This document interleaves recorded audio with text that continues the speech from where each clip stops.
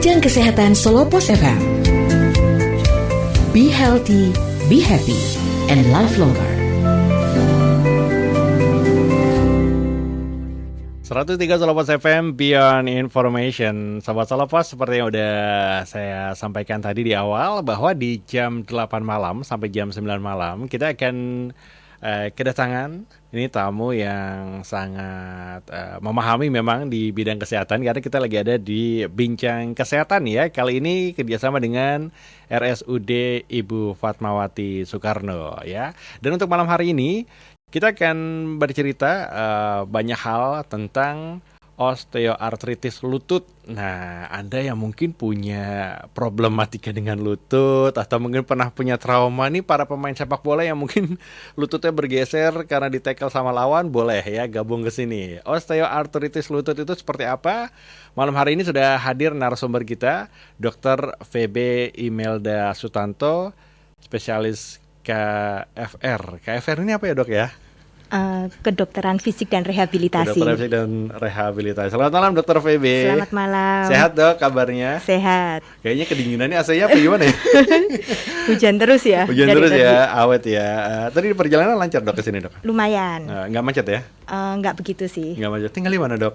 Saya deket sini, di daerah Jajar. Oh ya, pantasan nggak ada macet dong. Lancar. Dari Jajar ke Solopos FM itu dekat banget sama Solopos dan tidak ada macet. Baik, Dr. VB, ini kita akan bicara mengenai osteoartritis atau OA ya istilahnya. OA lutut atau pengapuran sendi lutut.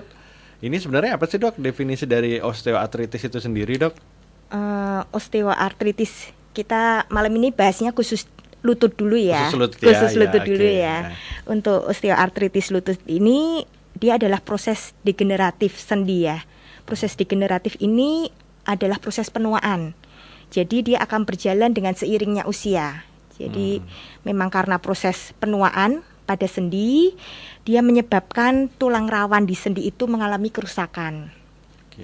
Itu, dan nantinya akan terbentuk tulang-tulang kecil atau kita bilangnya osteofit nanti di permukaan sendi itu. Dan kalau sudah sampai terbentuk itu, terus cairan sendinya akan mulai menipis juga, yaitu akan menyebabkan nyeri dan akan mengganggu sekali. Jadi sebenarnya kayak tumbuhnya tulang itu tadi, Dok ya? Tulang-tulang kecil. Tulang kecil ya, itu bikin sakit ya? Ya, dan karena cairan sendinya juga mulai menipis ya. Oh iya. Itu karena faktor usia, Dok ya? Ya, semakin betul. Tadi kan degeneratif, berarti kan ada penurunan dari apa, Dok, sel ya yang proses degeneratif itu proses penuaan ya. Penuaan istilahnya.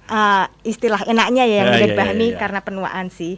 Oke, jadi bisa dibilang osteoartritis ini setiap orang akan mengalami gitu, Dok? Bisa. Karena saya baca informasinya sekitar 250 juta orang itu menderita osteoartritis. Mungkin berarti yang umur tua ada segitu gitu, Dok? Iya, benar. Berarti kalau gitu given dong, Dok? Enggak ya? Iya, jangan dong. Baik. Faktor usia berpengaruh katanya. Mulai usia berapa, Dok, akan merasakan ini, Dok? Biasanya osteoartritis ini pada usia lebih dari 50 tahun sih. Udah 50 tahun. Lebih dari 50 tahun. Tetapi bisa juga terjadi pada usia kurang dari itu juga. Kurang dari 50 tahun. Kalau kita bilang dia adalah osteoartritis primer. Oh, primer. Gitu. Dia bisa terjadi kurang dari 50 tahun, tetapi karena ada faktor lain nih. Mungkin si penderita itu dulunya pernah mengalami trauma. Oke, kayak tadi saya cerita gitu. Mungkin main sepak bola jatuh gitu, Dok, Bisa. terbentur gitu ya. Ya. Oke, ada lagi, Dok, trauma penyebabnya, Dok? Ya biasanya jatuh atau nggak tahu ya, mungkin lututnya bermasalah apa gitu ya.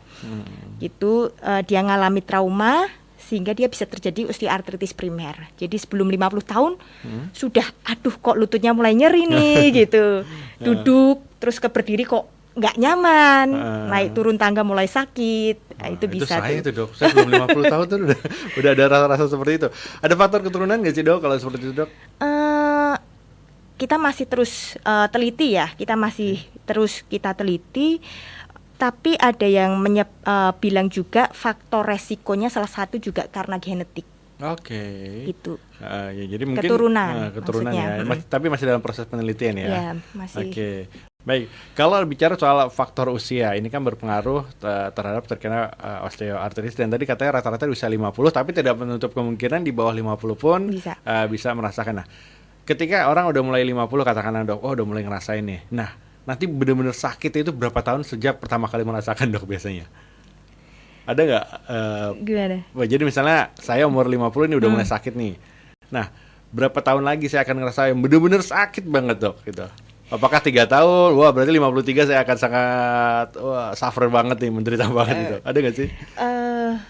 Tiap orang beda-beda ya. Okay. Tiap orang beda-beda dan kita nggak bisa memastikan 3 tahun, 5 tahun, nggak bisa. Tergantung dari gaya hidupnya si orang itu. Oke. Berarti pengaruh juga dok ya? Sering olahraga atau enggak, makanannya juga itu bisa memperburuk keadaan. Terutama aktivitas dari orang itu. Oke, aktivitas fisiknya ya. Aktivitas dan apakah orang itu berbadan besar, obesitas atau enggak, itu pengaruh juga.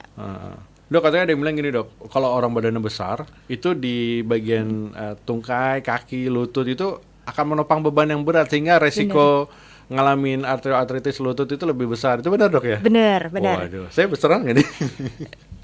Oke. Jadi ya alangkah baiknya kalau kita sudah merasa badannya, wah kok ini mulai berat nih gitu ya. Ya kita mulai jaga sih. Lebih baik kan ada istilah ya, lebih baik mencegah daripada mengobati. Oke. Ada nggak sih dok kalau kita bicara obesitas kan berarti terkait dengan perilaku hidup dan juga makanan berarti. Secara tidak langsung ada nggak sih makanan yang bisa mencetus ya itu resiko arteritis lutut ini dok? Dari makanan saya cari ya di beberapa jurnal gitu ya. Memang ada makanan yang harus dihindari pada osteoartritis ya. Dia bisa kalau terlalu banyak kita konsumsi seperti ini ya, kayak makanan goreng-gorengan. Waduh, kesukaan saya itu dong. Goreng-gorengan, dia lemak trans ya. Kenapa saya bisa bilang itu? Karena kalau kita terlalu banyak makan gorengan, itu kan efeknya badan kita akan tambah besar tuh. Iya. Nah, dengan badan yang bertambah besar, kan akan memberikan beban di lutut yang besar juga. Oke, baik. Oke, ada makanan lagi dok? Apa ya, seperti yang diproses kayak terlalu banyak gula gitu. Yang manis-manis lah istilahnya. Alkohol itu juga tidak baik sih. Oke. Baik, Sobat Solopos, itu baru sedikit tentang penjelasan pengertian dari osteoartritis dan siapa saja yang bisa kena ya. Kalau Anda mungkin ngerasain sekarang udah mulai senut-senut lututnya, boleh loh ya ikutan bertanya karena nanti akan ada gimana cara pencegahannya, metode pengobatannya seperti apa, nanti akan disampaikan oleh Dr. Phoebe. 081 226 10313, silakan untuk Anda bertanya melalui WhatsApp kita atau mungkin lewat Instagram @soloposfmsolo. Silakan, kita akan kembali setelah pesan berikut ini.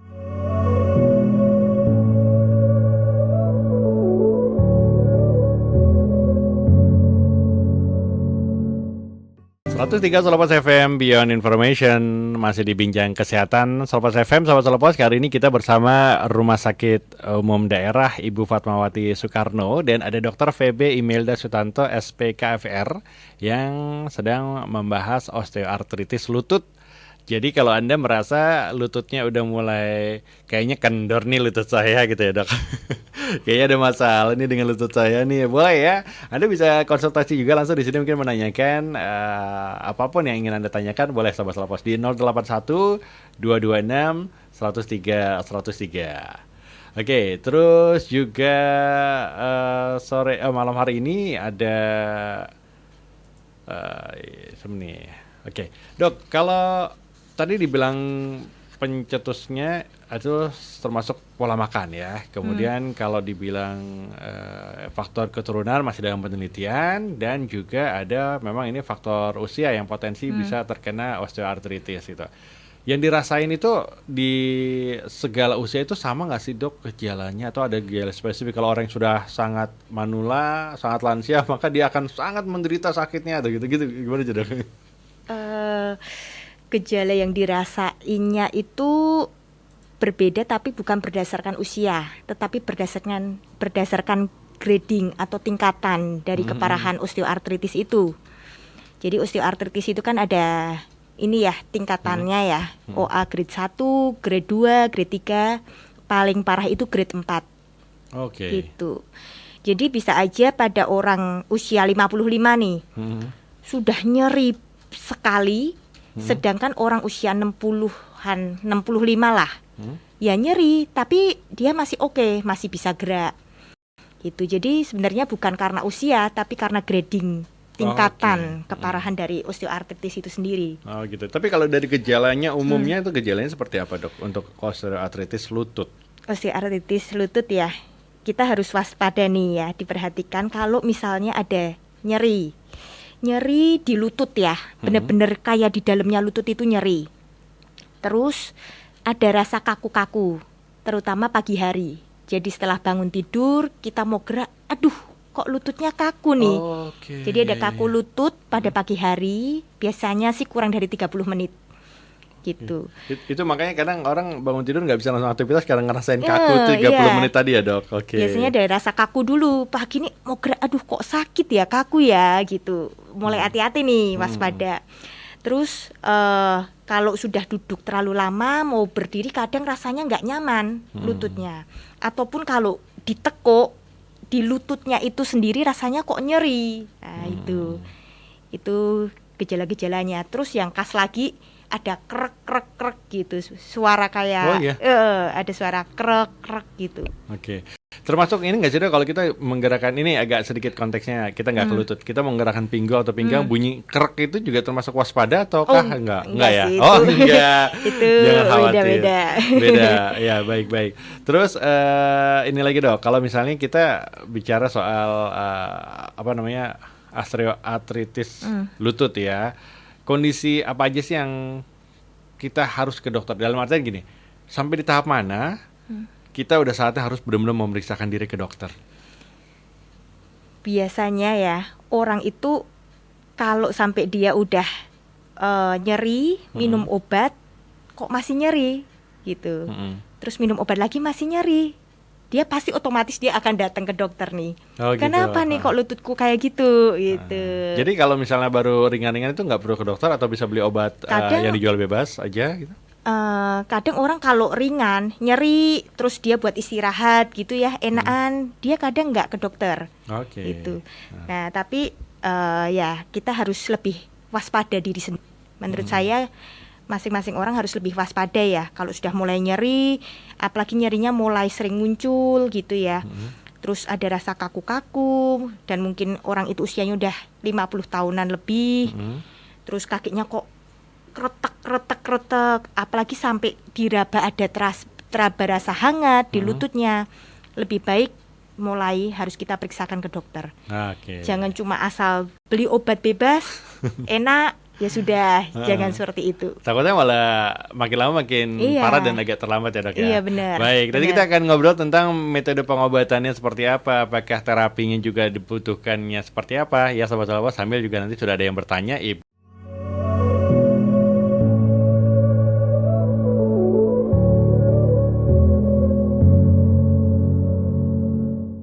103,8 FM Beyond Information, be healthy and live longer ya Sobat Solopost. Di Bincang Kesehatan, Anda bisa ikut berpartisipasi untuk bertanya dengan tema-tema yang kita hadirkan setiap pekannya. Dan hari ini dari RSUD Ibu Fatmawati Soekarno ada Dr. Feby Imelda Sutanto, SPKFR, spesialis, apa dok saya lupa lagi.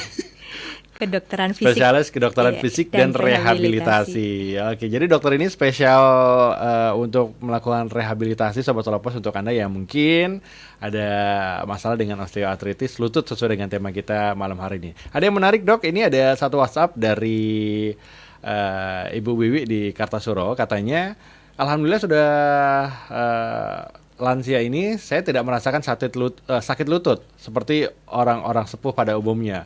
Mungkin karena saya dari mudanya rajin minum susu tulang ya. Tapi sekarang udah enggak, tapi lututnya masih bagus. Dok, apakah betul karena saya rajin minum susu sehingga tulang saya masih bagus di usia lansia ini? Kemudian saya juga sering jalan kaki dan tidak suka makanan berlemak, hanya sukanya singkong, sayur, dan tahu tempe. Pengaruh nggak sih, Dok, soal makanan? Silakan, Dr. Feby. Ini Ibu Wiwi ya di Kartosuro ini pasti hidupnya sehat nih. Dan pasti bukan tipe yang gemuk, bukan badannya yang besar.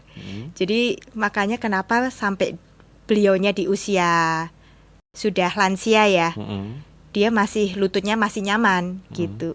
Dan mungkin ibu juga mungkin jaga aktivitas dari lututnya ya. Jadi mungkin nggak suka yang terlalu jalan naik turun tangga, jalan macem-macem gitu ya, jalan lama menanjak atau jalan sambil membawa berat gitu.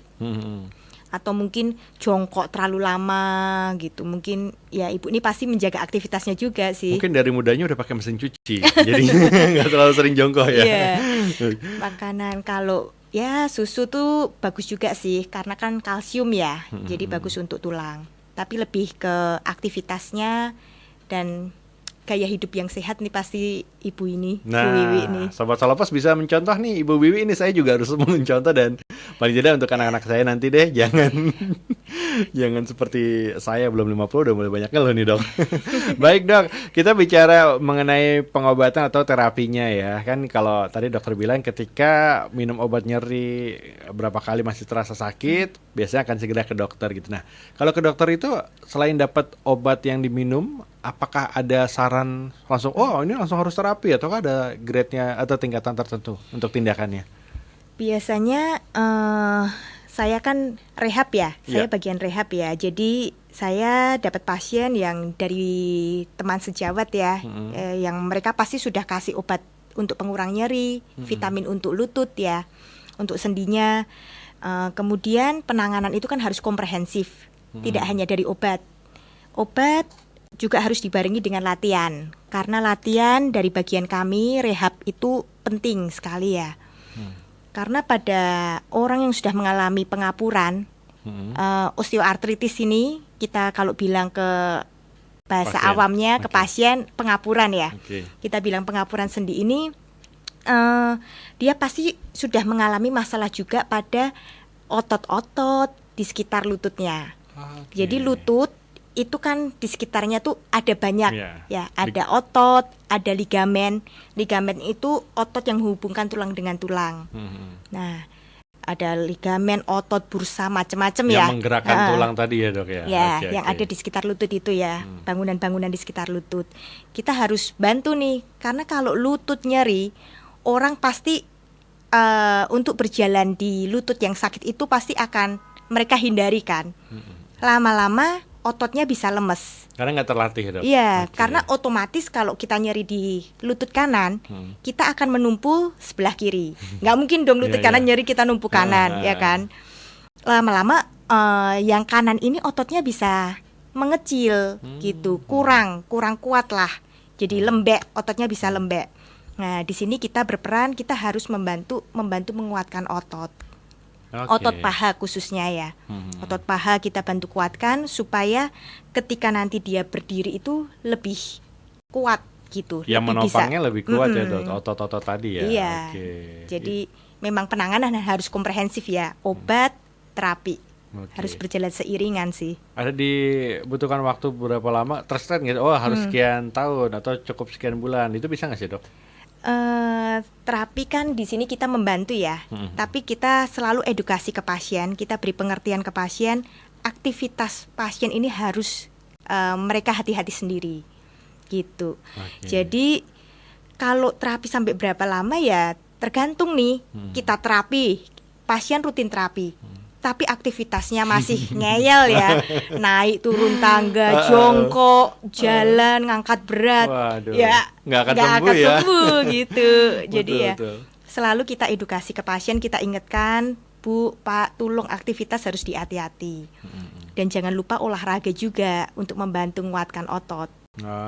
Biasanya kita saranin untuk olahraganya berenang atau bersepeda. Oh bersepeda boleh dok ya? Boleh. Bukan, ini yang juga kadang saya pertanyaan pribadi juga bingung.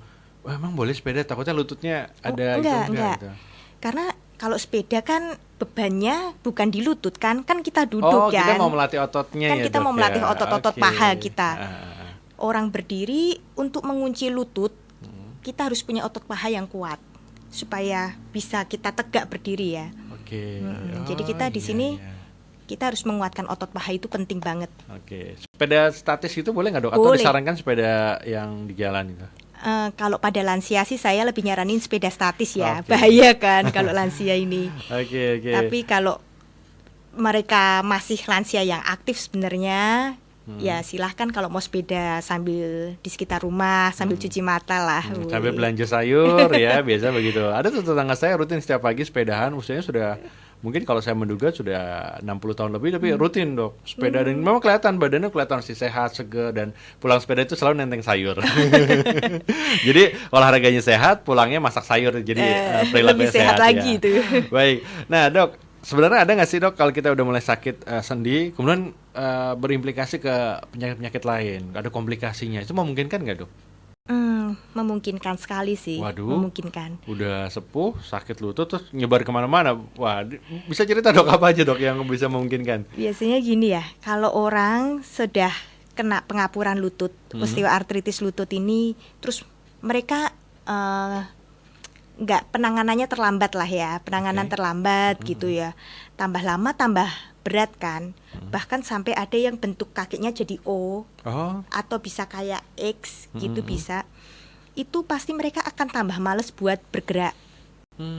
Karena bergerak sakit banget lah bergerak. Kan tulangnya sudah menempel. Gitu ya. Jadi mereka malas bergerak, hanya duduk atau jalan sedikit aja, lebih banyak duduk, tiduran. Lama-lama berat badan akan bertambah. Ketika orang tidak aktif, tiduran, duduk, nggak bergerak, tapi kan orang tetap makan ya, makan, asupan tetap ada. Lama-lama bisa jadi gulanya naik. Kan bisa tuh, kan betul, orang tetap makan ya. Tapi tidak ada sedangkan dia aktivitas. nggak ada aktivitas, cuma duduk, tidur. Lama-lama makan nggak aktivitas, badannya tambah besar. Dicek hasil labnya nilainya merah semua, kolesterol tinggi gitu, gula tinggi, asam urat tinggi gitu. Bisa aja. Nah, setelah ada terjadi masalah itu kan akan berdampak juga ya untuk yang lainnya, dan yang pasti tidak baik juga untuk kerja jantungnya juga kurang aktif. Nah, ini mungkin ya agak sulit adalah mengedukasi mungkin nih dok, orang tua di rumah ya, mungkin saya sebagai anak punya orang tua yang khawatirnya aku kesel, aku nggak kuat, atau malah akhirnya memanjakan diri sendiri dengan tadi dokter bilang rebahan gitu ya gitu. Itu gimana dok? Kita atau kan dokter sebagai praktisi gitu ya punya trik yang bisa kita orang rumahan bisa terapkan ke orang tua kita misalnya. Ada nggak dok? Gini ya, kadang banyak orang bener lutut sakit nih, otomatis kan dia takut tuh gerak. Aduh, kalau gerak sakit nyeri. Lebih pilih tiduran, duduk, males gerak nih. Ya karena memang dia sakit ya. Tetapi sebenarnya jangan takut buat gerak. Harus gerak. Gitu. Jadi sempatkan pagi ya, sekalian dede, harus tetap gerak. Jangan takut buat gerak. Tetapi gerak di sini terus jangan yang berlebihan ya, jangan jalan jauh, terus naik turun tangga, jalan yang menanjak, jalan sama ngangkat, mungkin dari pasar ngangkat barang berat juga jangan. Ini tetap harus aktif, jalan pagi, sore, sempatin, harus jalan. Jangan cuma duduk, tiduran. Karena semakin tidak mau bergerak, lutut itu akan semakin kaku, otot-ototnya semakin lembek, semakin nggak kuat nanti, akan semakin nyeri. Nah, baik, Sobat Salwa sudah cukup jelas ya, bahwa jangan justru kita memanjakan diri dengan mager gitu, malas gerak gitu. Jadi jangan. Oke, nanti kita akan kembali lagi di sesi terakhir, masih di Bincang Kesehatan.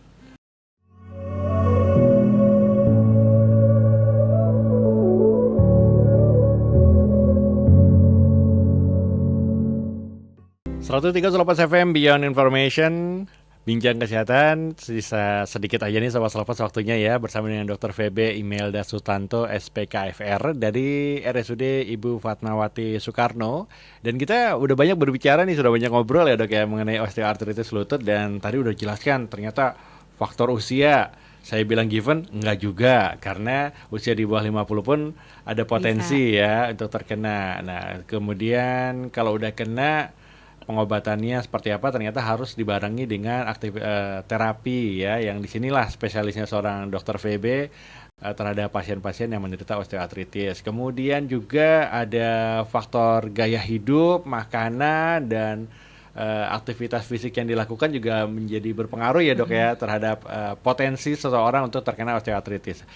Udah banyak sih dok yang kita bahas ya. Sudah semua ya. Sudah semua ya. Dan tadi Sudah bahkan semua. ada contoh juga dari Ibu Wiwi di Kartosuro, pola hidup yang sehat sampai di usia lansia sekarang ternyata fisiknya masih bagus, terutama untuk persendiannya ya.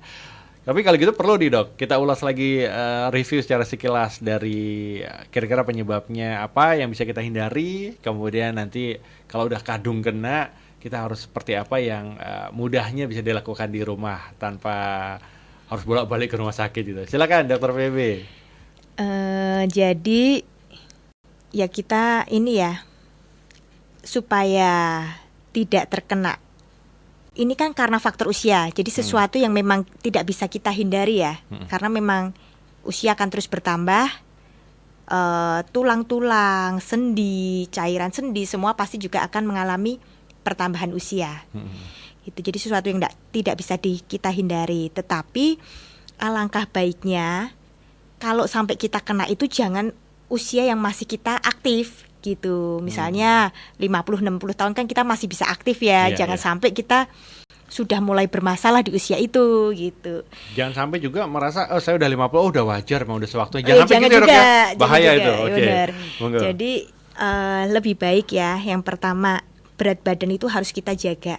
Jangan sampai kita terlalu berat, obesitas gitu ya, terlalu berat karena kasihan lutut, bebannya terlalu besar untuk lutut menopang tubuh kita.